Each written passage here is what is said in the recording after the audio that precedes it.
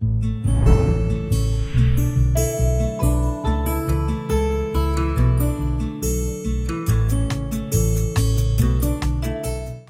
saudaraku, semoga hari ini Anda selalu diberkati ya.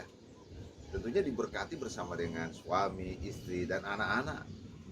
Saya percaya itu ketika Anda mengimani Yesus sebagai Tuhan dan Juru Selamat Anda, dan tentu saya juga ya.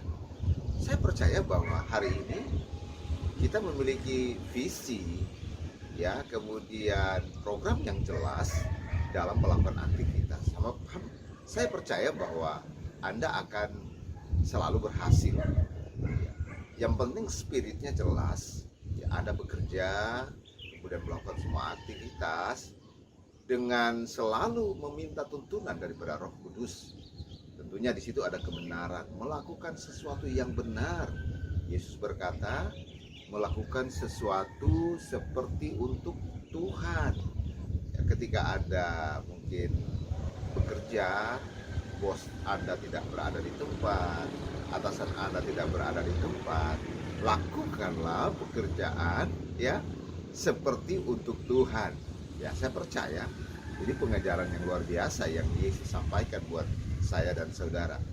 Nah, teman-teman, ada satu topik yang menarik adalah soal perselisihan. Nah, perselisihan di antara gereja. Ini menjadi fenomena yang terjadi belakangan ini di gereja-gereja yang ada di kita, bahkan di Indonesia ya. Ya, kita punya banyak golongan ya.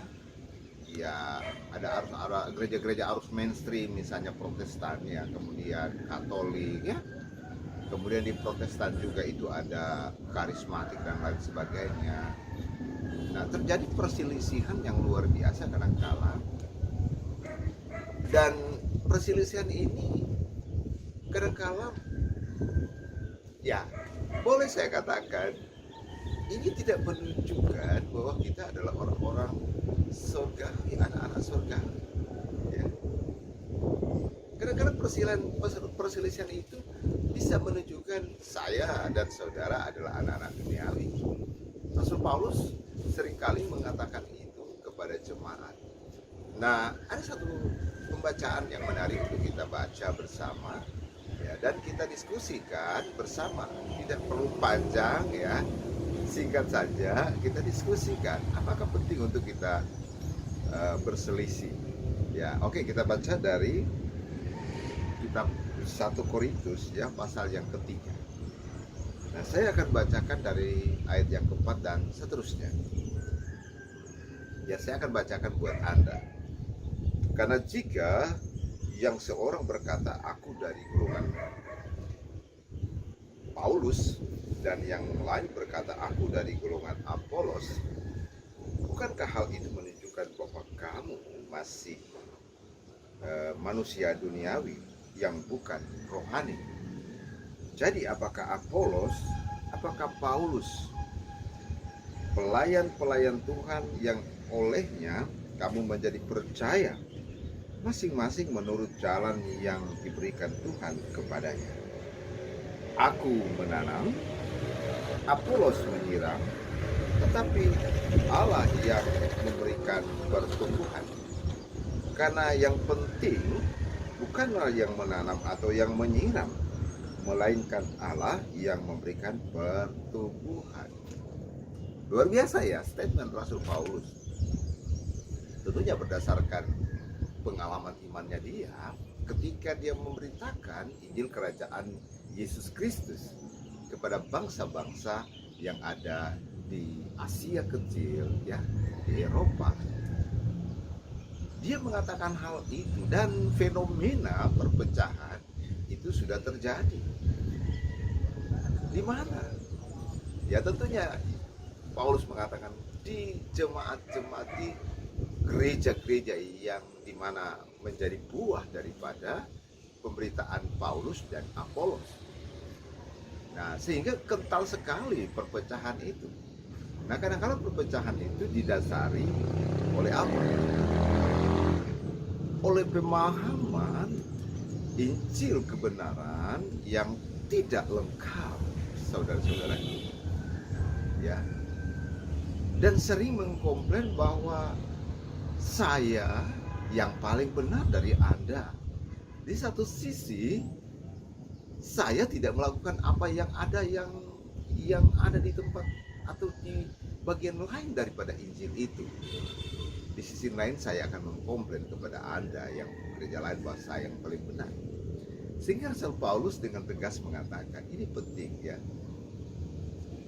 Bukan persoalan siapa yang menanam atau siapa yang menyiram, tapi persoalannya adalah Tuhan yang memberikan pertumbuhan. Amin ya.